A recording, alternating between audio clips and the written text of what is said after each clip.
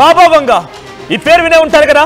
అయితే ఆయన చెప్పిన మాటలు దాదాపుగా నిజ సత్యాలుగానే మన కళ్ళ ముందు సాక్షాత్కారం అయ్యాయి. ఇప్పుడు మరొక బిగ్గెస్ట్ హ్యాపెనింగ్ జరగబోతోంది. ప్రళయం రాబోతుందట. 24 గంటల్లో భూమి మొత్తం కూడా అతలాకుతలం కాబోతుందట. ప్రళయం వచ్చి 3 లక్షల మంది చచ్చిపోతారని చెప్పి బాబా వంగ జోస్యం చెప్పారు. సో 24 గంటల్లోనే ఈ ప్రళయం రాబోతుందట. జూలై 5 తేదీతో సహా చాలా కరాఖండిగా చెప్పుకొచ్చారు. సో బాబా వంగ జోస్యం గతంలో చాలా సార్లు కూడా నిజ రూపం దాల్చింది. కొన్ని సాక్షాత్కారం అయ్యాయంటూ కూడా చాలా మంది తన మాటల్ని నమ్ముతూ ఉన్నారు. సో కాబట్టి ప్రళయం వస్తుంది అనేటువంటి మాటని మరోసారి బాబా వంగ చెప్పిన మాటలు చూస్తూ ఉంటే ప్రజలంతా ఒక్కసారిగా ఉత్కంఠగా ఆందోళనకరంగా చూస్తూ ఉన్నారు.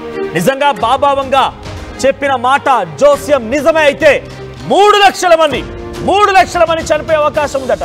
ఇది నిజంగానే ఎందుకు ఎలా ఏంటనేది కొంత నేను కూడా నాకు ఉన్నటువంటి అనుమానాల్ని కొన్ని విషయాలను కూడా మీతో పంచుకోవాలనుకుంటున్నాను.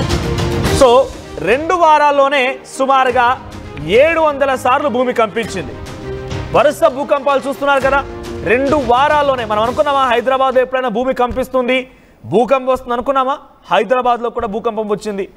5.3 రెక్టార్ స్కేల్ పైన నమోదైంది. తర్వాత 2 వారాల్లోనే ఏకంగా ప్రపంచ దేశాల్లో 700 సార్లు భూమి కంపించిందట. 700 సార్లు అంటే ఇవన్నీ కూడా ఒక రకంగా దీనికి సంకేతాలుగానే ఉన్నాయి. అయితే జూలై 5న జపాన్ అంతమైపోతుందని చెప్పి బాబా వంగ చెప్పుకొచ్చారు.